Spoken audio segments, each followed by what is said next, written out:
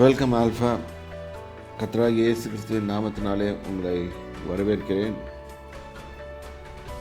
தேவனுடைய செய்திக்கு கடந்து செல்வோம். அதுக்கு முன்பாக நான் எப்பொழுது சொல்லிக்கொள்ள ஒரு காரியத்தை சொல்கிறேன்.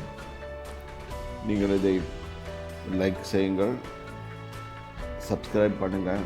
இது எங்களுக்கும் உதவியாக இருக்கும். இன்னும் அதிகமான பேர்களுக்கு தேவ வசனம் சென்றடைவதற்கு வசதியாக இருக்கும். அப்போ God gave an authority to him, whatever he speaks. Adam has named them, and also he speaks. அது கேரக்டரை பார்க்குறான், பேர் வைக்கிறான், அது அப்படின்னு சொல்லிட்டு ஒத்துக்கிறாரு. அப்போ கர்த்தர் என்ன சொல்கிறாரு, அவனுக்கிட்ட ஒரு தேவத்தன்மை இருக்குது. ஏனென்றால் அவனுடைய தேவனுடைய சாயலின்படியும் அவர் ரூபத்தின்படி உருவாக்கப்பட்டிருக்கிறான். தேவத்தன்மை இருக்குது. அதனால் அவன் சொல்கிறத ஒத்துக்கிறாரு. Yes, you are right man, you are right அப்படின்னு கர்த்தர் ஒத்துக்கிறாரு. இப்போ எல்லாத்துக்கும் கர்த்தர் பண்ணார். அடுத்த வசனம் பார்த்தீங்கன்னா, அப்படியே ஆதாம் சகலவித நாட்டு மிருகங்களுக்கும் ஆகாயத்து பறவைகளுக்கும் சகலவித காட்டு மிருகங்களுக்கும் பெயரிட்டான். ஆதாமுக்கோ ஏற்ற துணை இன்னும் காணப்படவில்லை. ஆண்டவர் இவ்வளோ படைச்சார்ல, அது ஒவ்வொன்றுக்கும் பேர் முடிக்கிறதுக்கும் அவனுக்கு எவ்வளோ நாள் ஆயிருக்கும். போட்டிருக்கா பைபிளில்? போடல. ஆனால் நிறைய நாட்கள் எடுத்திருக்கும். ஒன்று நான் கொண்டது காமிக்கிறார் அவர். இதுக்கு என்ன பேர் வைப்பேன், அதுக்கு பேர் வைப்பேன். நம்ம தமிழில் பேசுகிறோம், அவன் எந்த பேர் எந்த பாஷையில் பேசுனான்னு தெரியாது. சில பேர் அரபிக்ன்றாங்க. I don't know which language he used. Some people say ஹீப்ரூன்றாங்க, சில பேர் லாட்டின்வாங்க, க்ரீக்குன்வாங்க. ஒவ்வொருத்தரும் அதில் ஒரு பாஷை சண்டை போயிடும். ஆனால் ஏதோ பேர் வச்சாங்க, இதுதான் பாயிண்ட். அப்போவும் திருப்பியும் கர்த்தர் சொல்கிறாரு, அவனை பார்த்துட்டு, ஆதாமுக்கு ஏற்ற துணை இல்லை. படிங்க. அப்பொழுது தேவனாகிய கர்த்தர் ஆதாமுக்கு அயர்ந்த நித்திரையை வரப்பண்ணினார். அவன் நித்திரை அடைந்தான். அவர் அங்கேயும் நித்திரை அடைந்தான் போட்டிருக்கு. லாசருவும் இந்த தூக்கம் தான் உங்களுக்கு வந்திருக்குது. இப்போ கூட God has not allowed us to death. He has allowed us to sleep. He will call us back once he comes back. அவர் வருகை, ரெண்டாவது வருகை அப்புறம் எல்லாரும் எழுந்திருக்க வேண்டியிருக்கும். வெளிப்படுத்தின விசேஷத்தில் படித்து பார்த்தீங்கன்னா அங்கே போட்டிருக்கோம், எல்லாரும் நியாயத்துக்கு முன்னால் நிற்க வேண்டும். லெட் அஸ் கோ தேர். அப்போ தான் புரியும் உங்களுக்கு. வெளிப்படுத்தின விசேஷம் 20ஆம் அதிகாரம் 11வது வசனத்திலிருந்து வாசிக்கும். பின்பு நான் பெரிய வெள்ளை சிங்காசனத்தையும் அதின் மேல் வீற்றிருக்கிறவரையும் கண்டேன். அவருடைய சமூகத்திலிருந்து பூமியும் வானமும் அகன்று போயின, அவைகளுக்கு இடம் காணப்படவில்லை.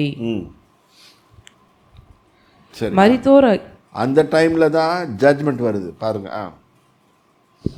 மரித்தோராகிய சிறியோரையும் பெரியோரையும் தேவனுக்கு முன்பாக நிற்க கண்டேன். அப்பொழுது புஸ்தகங்கள் திறக்கப்பட்டன. ஜீவ புஸ்தகம் என்னும் வேறொரு புஸ்தகமும் திறக்கப்பட்டது.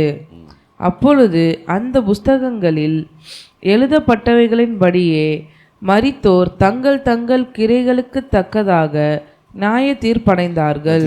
நியாய தீர்ப்படைந்தார். இது உலகத்தில் ஆதாம்லேருந்து கடைசி மனுஷன் வரைக்கும் இங்கே நிற்கணும். சர்வ வல்லமையுள்ள தேவனாகி கர்த்தருக்கு முன்பாக நிற்க வேணும். ஜட்ஜ்மெண்ட் போது நல்லது செய்தவன் நல்லதுக்கு போவான், கெட்டது செய்தவன் கெட்டதுக்கு போவான். படிங்கம்மா. அப்பொழுது மரணமும் பாதாளமும் அக்கினி கடலிலே தள்ளப்பட்டன. இது இல்லை இது வந்து நியாய தீர்ப்பு. மரணமும் பாதாளமும் அக்கினி கடலில் தள்ளப்படுது. இப்போதான் மரணம் போகுது. நம்ம செத்த பிறகு நம்ம சாவடிக்கிறது மரணம் தான். ஆனால் அது காட் கால்ஸ் இட் ஸ்லீப். ஏன்னா Adam disturbed the sleep, death from his sleep and brought it into effect. Now Adam has gone to sleep. இது எத்தனை பேர் புரியுதுன்னு சொல்கிறேன் நான். ஐ don't know how people understand, எனக்கு தெரில. when God created death, like Adam, he created death also. He said, you sleep. God told Adam, don't eat from the food. மரத்துலேருந்து ஒன்றும் சாப்பிடாத. அந்த மரத்துலேருந்து சாப்பிட்டா இங்கே தூங்கிட்டு ஒன்று இருக்குது பாரு, அது எந்திரிச்சிடும். அது எந்திரிச்சா அது விளைவு கொஞ்சம் பயங்கரமாக இருக்கும் அப்படின்னு சொல்கிறாரு. இதுதான் தேவனுடைய கமாண்ட்ஸ். இந்த வாழ்வுக்கு என்னென்ன தேவைன்னு அவருக்கு தெரியும். ஒரு மனுஷன் எப்படி வாழணும்னு தெரியும், அதுக்கு சொல்லிக் கொடுக்குறாரு. அவன் போய் தெரியாது தனமா நம்ம ஊர் பசங்க திருட்டு தான் அடிக்கிறாங்களே அந்த மாதிரி போய் பழத்தை சாப்பிட்டான். இது சின்ன பிள்ளைங்களுக்கு சொல்லிக் கொடுக்குற மாதிரி சொல்லிக் கொடுக்குறேன், வாலிப பிள்ளைங்களுக்கு சொல்லிக் கொடுக்குற மாதிரி. அடிச்சிட்டான் உடனே கேன்சர் வந்த மாதிரி டப்புன்னு பிடிச்சிக்கிச்சு. அவன் பாவம் செய்த உடனே டப்புன்னு தேவ மகிமை போயிடுச்சு. அதாவது ஆவியான மாதிரி அவனை விட்டு கடந்து போயிட்டார். இப்போ அப்போவே முதல் சாவு வந்துடுச்சு அவனுக்கு. நிறைய பேர் சொல்லுவாங்க அவன் சொன்னி அவ்வளோ நாளுக்கு அப்புறம் செத்தான்னு சொல்லி. இல்லை, அவனுக்கு முதல் சாவு உடனே வந்துடுச்சு. அதனால தான் அவன் நிர்வாணின்னு சொல்லிட்டான் தன்னை. ஏனென்றால் தேவனுடைய மகிமையினால் அவன் மூடப்பட்டிருந்தான். அந்த மகிமை போயிடுச்சு. ஸோ நல்லா புரிஞ்சுக்கோங்க, when God says no, don't say to God, Lord, I'll try and tell you whether it's yes or no. Because He is the creator, He knows what He has created. அதனால தான் இது சொன்னேன் நான். God, when He created death, He commanded it to sleep. He commanded Adam to work. Adam என்ன பண்ணாரு, அவர் கீழ்ப்படியாமல் போயிட்டு டப்புன்னு பழத்தை சாப்பிட்ட உடனே டெத் உயிரோடு வந்துடுச்சு. உயிர் வந்த பிறகு அதுக்கப்புறம் என்ன ஆயிடுச்சுன்னு கேட்டிங்கன்னா, அது உயிர் வந்த பிறகு என்ன ஆயிடுச்சுன்னா ஆதாம் செத்து போயிட்டார். ஆதாம் நித்திரைக்கு போயிட்டார். ஆதாம் டெத்தோட பிளேஸ்க்கு போயிட்டார். அது ஸ்லோவாக முழுசாக வர சாகடிச்சு இன்றைக்கி பார்க்குற வரைக்கும் எல்லா மனுஷங்களும் செத்துட்ருக்காங்க. ஆனாலும் thank God for Jesus Christ of Nazareth who came down and conquered death. எல்லாத்தையும் தூக்கி அதை போட்டார். இன்றைக்கி அதுதான் வருது. இந்த வெளிப்படுத்தின விசேஷம் 20வது அதிகாரம் 14வது வசனத்தில் பார்க்குறோம். அப்பொழுது மரணமும் பாதாளம் அக்கினி கடலிலே தள்ளப்பட்டது. இனிமே மரணம் கிடையாது. கர்த்தருக்கும் எதிரி, நம்மளுக்கும் எதிரி.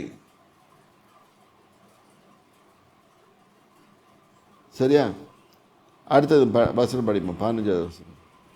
இது இரண்டாம் மரணம். ஜீவ புஸ்தகத்திலே எழுதப்பட்டவனாக காணப்படாதவன் எவனோ அவன் அக்கினி கடலிலே தள்ளப்பட்டான். அக்கினி கடலிலே தள்ளப்பட்டான். இப்ப ways of the Lord, தேவனுடைய வழிகளில் நடக்காம தங்க சொந்த வழிகளில் வாய்கிறே கர்த்தர் அக்கிரமக்காரரோட போக பண்ணுவார். இதுவும் பைபிள் வசனம் இருக்கு. தங்கள் கோணலான வழிகளுக்கு போகிறவர்களே கர்த்தர் அக்கிரமக்காரரோட போக பண்ணுவார். உன் பாதை நேராக இருக்க கடவுது. தேவனுடைய வழிகளிலே நட. அவர் சொல்லி கொடுத்த மாதிரி நட. நீதிமொழிகளில் போட்டுக்கிறோம், வாலிபனே உன் கண்கள் நேராக பார்க்க கடவுதுன்னு. ஏன் அதை போட்டுக்கணும்? அந்த காலத்தில் நாங்கள் மண்டையை உடைச்சிட்டு இருப்போம். இந்த பசங்க பெண்களை பார்க்கறதுக்கு சைட் அடிக்கிறதுக்காக திரும்பி பார்ப்பாங்க. அதுக்காக அந்த வசனத்தை யூஸ் பண்ணாங்க. இல்லை நேராக பார்க்கறதுன்னு சொன்னா the right kind of things பாரு, which is not going to harm you, which is God's ways. கர்த்தருடைய வழி என்னவோ அதை பாரு. இப்போ பார்த்தீங்க, மரணத்துக்கும் அந்த ரிசல்ட்டும் பாருங்கள், எல்லாமே அழிஞ்சு போயிடுச்சு. பின்னால் அதான் நடக்க போகுது. இப்போ நம்ம முடிஞ்சிச்சின்னு சொல்லல, இனிமேல் நடக்க போகுது. அதனால தான் கர்த்தர் thank Jesus, he did it. அவர் இல்லைன்னா நம்மளுக்கு அந்த சான்ஸே இல்லாமல் போயிருக்கோம். இப்போ let us go back to Genesis chapter 2. இப்போ God is trying to tell. God did not have told all these things. சொல்லணும்னு அவனுக்கு அவசியம் கிடையாது. ஆனாலும் மனுஷன் அறிய வேண்டும் என்று மோசையின் மூலமாக இந்த புஸ்தகத்தில் எழுதி வச்சிருக்காரு, எப்படி மனுஷனை உண்டாக்கினார் என்று, எப்படி பெண்ணை உண்டாக்கினார் என்று. அப்பொழுது தேவனாகிய கர்த்தர் ஆதாமுக்கு அயர்ந்த நித்திரையை வரப்பண்ணினார், அவன் நித்திரை அடைந்தான். இது ஃபஸ்ட்டு அனிஸ்திசியா. இன்றைக்கி அனிஸ்திசியெல்லாம் படிக்கிறோம், அனிஸ்திசியாலாம் படிக்கிறோம், அதுக்கு கோர்ஸ் படிக்கிறாங்க, டாக்டர்ஸ் இருக்காங்க, எல்லாம் பண்ணுறாங்க. ஏன்னா ஆப்ரேஷன் பண்ணும்போது வலிக்கும். இங்கே கர்த்தர் அவனுக்கு ஒரு சின்ன ஆப்ரேஷன் பண்ணுறாரு, அவனுக்கு அயர்ந்த நித்திரையை பண்ணினார். அவனுக்கு தெரியவே தெரியல, எடுத்தது கூட தெரியல. அவர் அவன் விலா எலும்புகளில் ஒன்றை எடுத்து அந்த இடத்தை சதையினால் அடைத்தார். ஏன் அவன்கிட்ட கர்த்தர் இன்னொரு பெண்ணை உருவாக்கும் போது திருப்பி இவன் மண்ணுக்கு போல? இங்கதான் நம்ம தியானம் பண்ணிக்கணும். ஏன் போல? அவர் சொல்றாரு மனுஷன்ல தான் மனுஷி வரணும். இது நிறைய பேருக்கு புரியாது. இப்போ ஃபெமினைஸ், நான் ஒரு முறை ஆஃப்ரிக்காவில் ஒரு செமினாருக்கு போயிருந்தேன்.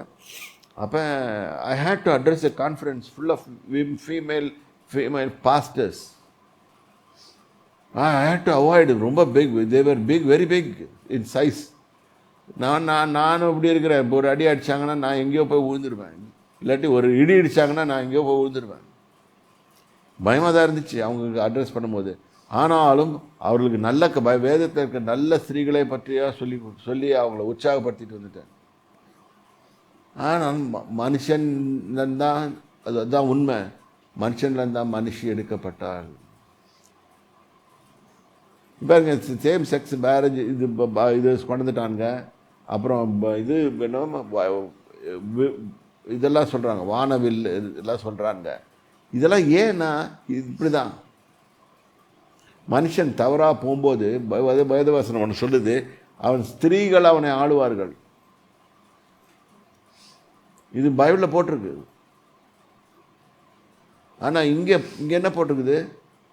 மனுஷன் ஓவராக திங்க் பண்ணி பண்ணி பண்ணி பண்ணி எதை விட்டு லைனை விட்டு எது சொன்னாரோ அதை விட்டு திங்க் பண்ணாமல் அவன் வேறு வழியாக திங்க் பண்ணுறான்.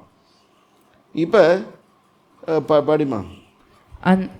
தேவனாகிய கர்த்தர் தாம் மனுஷனில் எடுத்த விலா எலும்பை மனுஷியாக உருவாக்கி அவளை மனுஷனிடத்தில் கொண்டு வந்தார். இப்போ அவளையும் உருவாக்கிட்டு ஒரு கமாண்டை கொடுக்குறாரு.